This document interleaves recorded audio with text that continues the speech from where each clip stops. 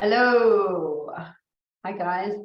I want to just quickly share a few things around insomnia and sleep issues and poor sleep quality. This is something that's really, really important when we're working on our health. And if we have imbalances, we're feeling exhausted, we're not feeling vital as we could, we know we've got stuff going on. One of the most important things you can do, and one thing that we need to get right, or you need to get right when you start addressing, if you're going to address any health issue that you've got going on, is really get your sleep right. And it might be your main problem, or it could be just an added thing that's going on for you that you know is actually really exacerbating your condition. And it's really, there's some real fundamental things to understand, and important things to understand that you've got to get right. And when we don't get them right, it can really impact us. And when we don't get our sleep right, it can really impact us. So just to go over some basics, like why do we actually need sleep? Like what does sleep actually do? So if you understand this, then you can start to understand why we feel so shit when we don't get good quality sleep. Really, the function of sleep is our downtime, our rest and repair moment. It's sort of like going in and our pit stop for the day, so we can recharge and restore. And a lot of repair of muscles, breakdown of fat, all of that sort of stuff. The liver works the hardest while we're sleeping, cleaning out cells that need to be cleaned out. All of that sort of stuff happens when we're in our sleep, and we need that deep restorative sleep to actually be able to, a lot of the processes to work efficiently, because it's much better when we're unconscious, because then our body can go and do things that it needs to do that it can't do while we're our brain is functioning at a different level. We're doing different things, we're digesting our food, all of those aspects. We need that. It's also an antioxidant for the brain. So neurotoxins are eliminated during sleep, and which are accumulated when we're awake. So there's a big clean out detoxification process that happens through the whole body. And sleep stabilizes our HPA axis, which is basically the axis between our hypothalamus, our pituitary gland, and our adrenals, and regulates our cortisol levels. And so when we are not getting adequate sleep, this is where we actually get more stressed, and it can also balance our blood sugar levels, make us more sensitive to insulin, and regulate our sex hormones, particularly estrogen and progesterone. So this is really important. So when we're talking about hormonal balance, we need to make sure we're getting our sleep right. Some of the issues are when we have a hormonal imbalances, we also have insomnia, and I'll talk about that in a minute, but it is a real problem. So insomnia is really that ability to not get either good quality sleep, what I'm talking about, or just not being able to fall asleep, like taking a really long time to fall asleep, being really restless, or actually just not being able to sleep, or waking up in the middle of the night and then not being able to go back to sleep. And sleep deprivation is actually used as a form of torture. So it's really, as a human, we all need it. And if we get less than 6 hours sleep, it's actually been shown to increase insulin resistance, which is why when we don't get sleep, we can sort of feel hungover or jet lagged. It's that same feeling. And we get more hungry, we crave more sugar, because it actually will increase the insulin resistance. And so then we also automatically need more carbohydrate. And while we're craving it, we're just not getting the fuel into the cells. So in terms of like a hormonal balance, insulin is a hormone. What's a hormone? A hormone is a chemical messenger. We need our insulin levels to be regulated. We need our blood sugar levels to be regulated. And if we're not getting good quality sleep, it can really impact it. So a good question to ask yourself is, what is a sleep quality like? Like, is it falling asleep? Is it staying asleep? Are you waking up refreshed? Because some people will clock the hours and they're like, yeah, I'm getting 8 hours sleep, but they're still waking up exhausted. I notice that a lot with people. And what's the biggest impact that fatigue has on you? So really getting clear on that.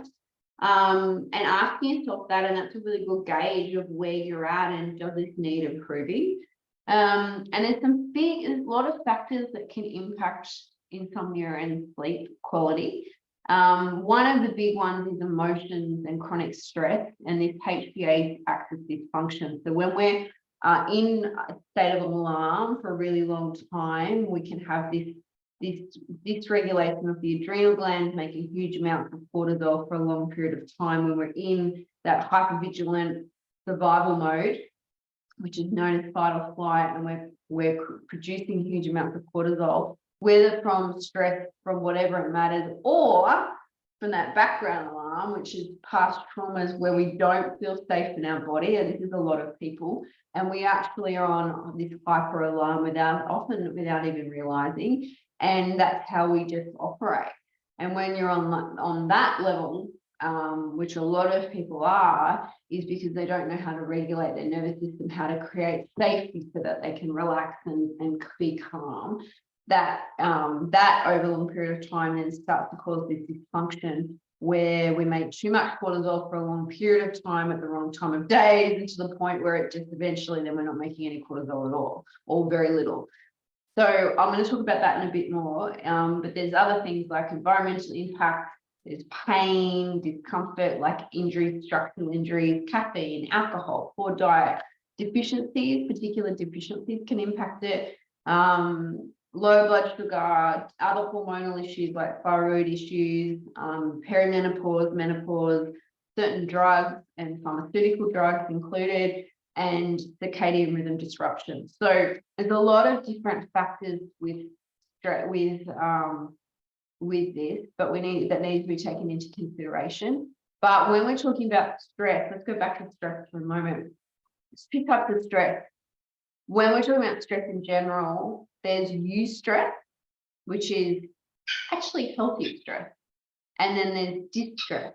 And there's distress is the stress that puts the body into a state of alarm that ultimately causes damage to the cell. And there's many different forms of that.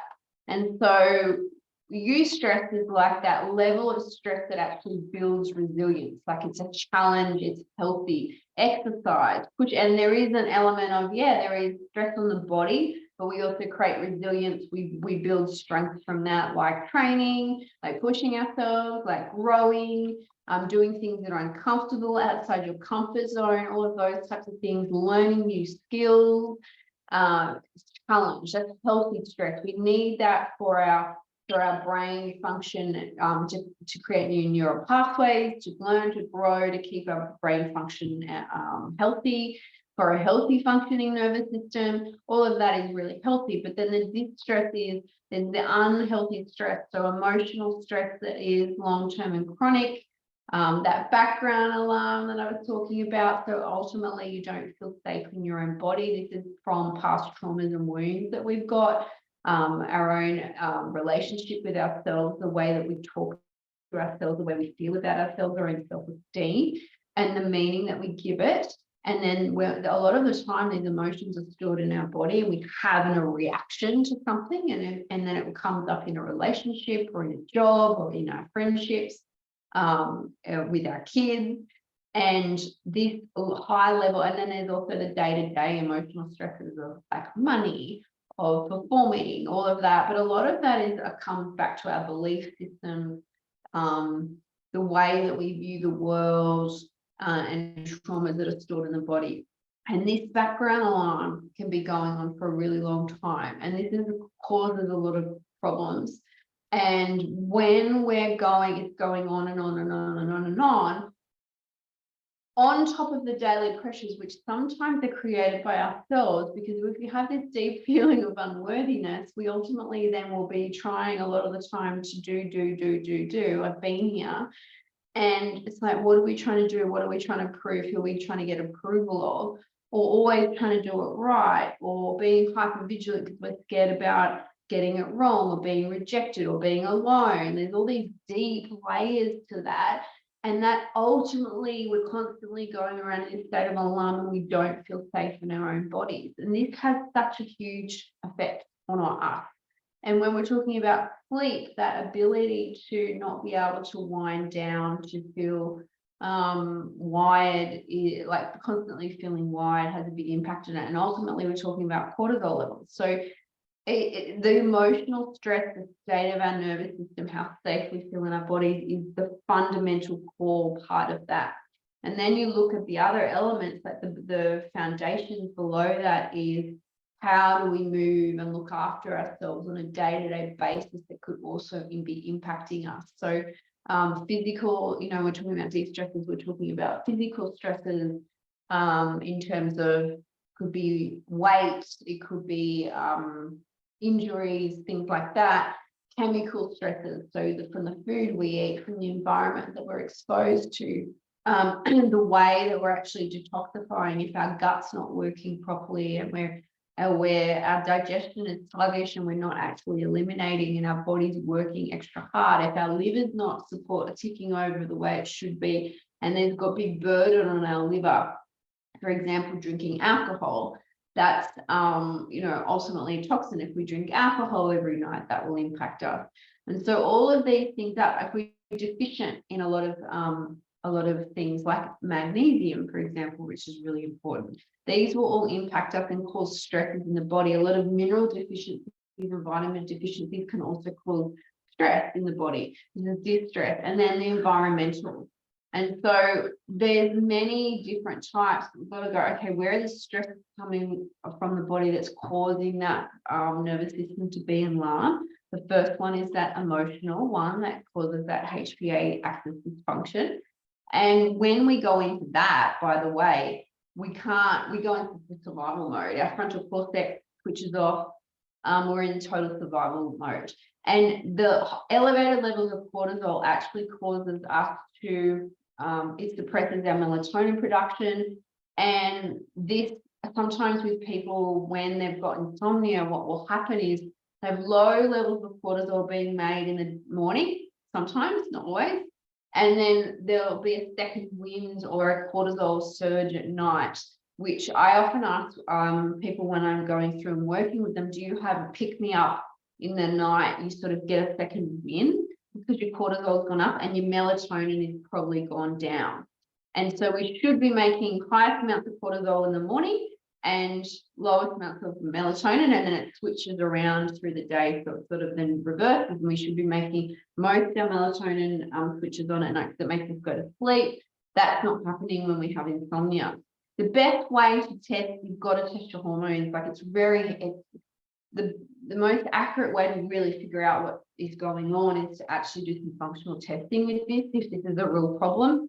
The test that I like to use, which is the one that is my favorite, is the duct hormone test, which is a dried urine test. And you can measure cortisol in the morning, during the day, your melatonin levels, and see what's really happening, as well as all your other hormones and the different types of, so your progesterones, your testosterones, your estrogens, and you can really see what's going on and how that can be actually impacting your sleep and your energy throughout the day. You can also do blood tests, or you could do a salivary AM and PM test. There's a few different options, but the duct one is the best, most comprehensive one. But you really want to get an idea of what's going on. What's your AM cortisol? What's your PM cortisol? What's your melatonin levels? And your other hormones that could be impacting it. For example, because menopausal women or perimenopausal women have these fluctuations in estrogen and progesterone, which can also keep them up at night and cause insomnia. So you need to really know what's going on with that. We need some functional testing. The other thing that can really impact sleep is blue light. And actually, as it's starting to get dark, I'm going to put these glasses on. I've got these blue light blocking glasses. I've got my group coaching call on in like 12 minutes, so I'm like sort of trying to get through this, but I've got these, and what I do is I wear these at night and they totally block out all the blue light. So it's now just starting to get dark. I'm like, okay, time to put them on. And I also have another pair that I put on during the day so I don't get eye strain, which really helps when I've been working for a long time, and it blocks the blue light, because what the blue light does is it suppresses the melatonin production. And there's blue light from our phones, from our computers, from our lights, and that actually totally, it ramps up cortisol and it switches suppresses melatonin production. Melatonin is actually stimulated by yellow-orange light, as though we were like by a campfire. So going out in the morning and having exposure to the sun and the light is really important, because that will activate, suppress your melatonin and increase your cortisol in the morning, and then doing the opposite. Like some people actually go out and look at the sunset. I actually had a blackout the other day, funnily. They did a power outage and I'd forgotten about it, and I was on a call with my group clients, and like everything went out, and it was a little bit of a bit of like, oh my God, I'm sitting in the dark. But what was really nice about it was I put all the candles on after the call. I just had my laptop and I was like doing the call, got off the call, I had my laptop, have my candle, no lights, and I'm like, this is actually really nice. No street light, so I had a really dark room. It was really lovely, and I just went to bed, and it was just so simple. And I really appreciated the simpleness of it and the light. And it's that candle light or that light from fire that stimulates our melatonin, because it's like the sun's gone down. As the sun's going down, the sun sets with that orangey tone, orangey and red tones, and then we have fire, and then that stimulates us to go to sleep. If you've ever been camping with couples, like we actually get tired a lot quicker, we're ready to go to bed, and then we wake up as soon as it's light. Well, I do anyway. So that's really important, you know, like really being conscious of how our production. So turning off the screens and doing things like that before bed, investing in a good pair of blue light blocking glasses, turning off your phone, all of that stuff, like really working on your circadian rhythms and what's going to impact that. The other thing that can really impact your circadian rhythms and your ability to sleep is EMFs. Now, EMFs are electromagnetic frequencies, and these are all the frequencies from the phone, from our Wi-Fi, from smart meters, from Bluetooth technology, and that actually creates, it puts positive ions into our body, and we have negative ions, and the frequency from those technologies is different to the frequency that our body is naturally at, and it throws it into an electric, like just a different rhythm, and it can mess with our natural frequency and cause a lot of issues. And some people are very sensitive to EMF. One of the best ways you can do, like, balance that out is, first of all, turning off all your devices at night, not having your phone on, especially near your head, and also grounding yourself. So that means getting out on nature, getting out in the ocean, walking barefoot on the floor, because that actually really helps to actually like balance that out, those frequencies out, so that you actually go back to your natural frequency as a human. The other thing that's really important is your diet. So what's your diet like? Because diet does affect our ability to sleep, our ability to detoxify. Low blood sugar can actually wake you up. So sometimes I have people,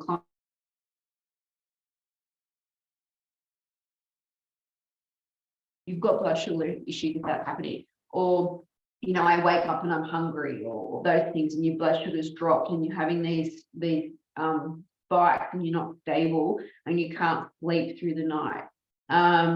You know, one of the signs of a diabetic is actually frequent urination, particularly at night, and so that can also wake people up. So unregulated blood sugar levels.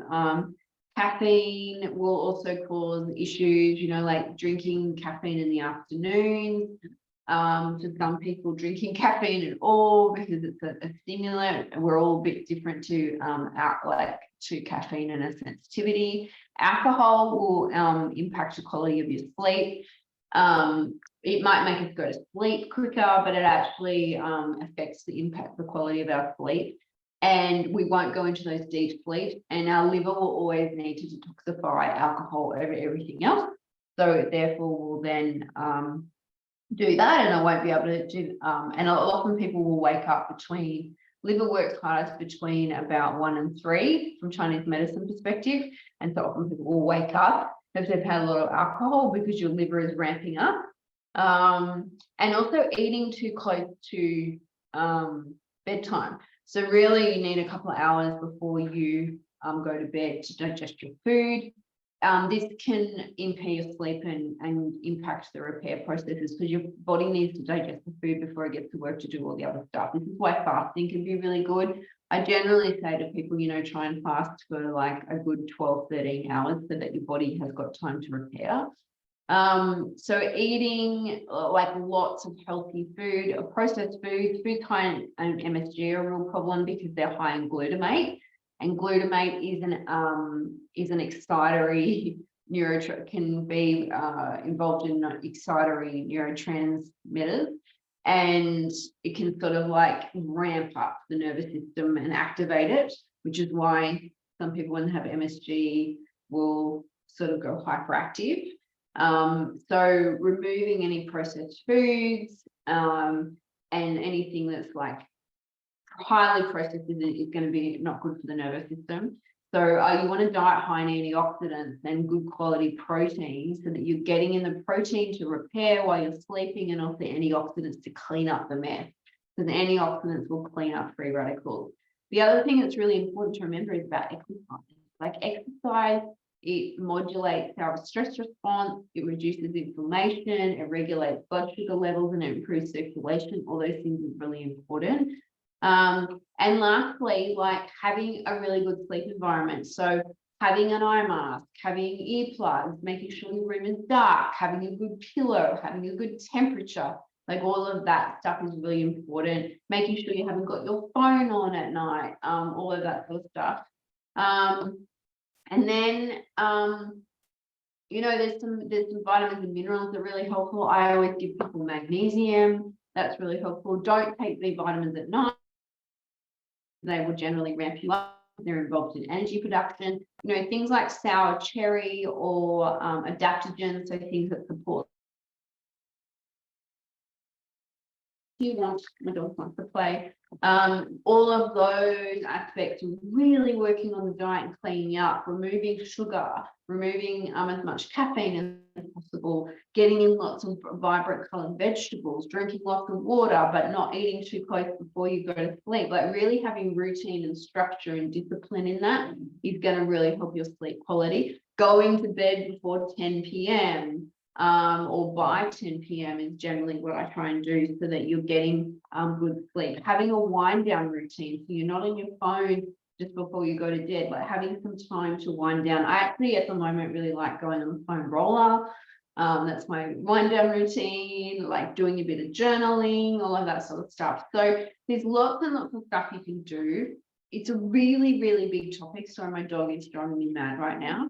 But hopefully that has helped. What I would love to know out of those things that I just said, like what's your biggest takeaway out of this? If you're struggling with your sleep, like tell me about what have you gotten out of this and what are you going to actually go, yeah, I need to improve that because I can tell that this might be, I'm not doing that and it could be the thing that's impacting me. Let me know in the comments if you've got any other questions, let me know, and I hope you have a beautiful evening. Chat to you soon. Bye.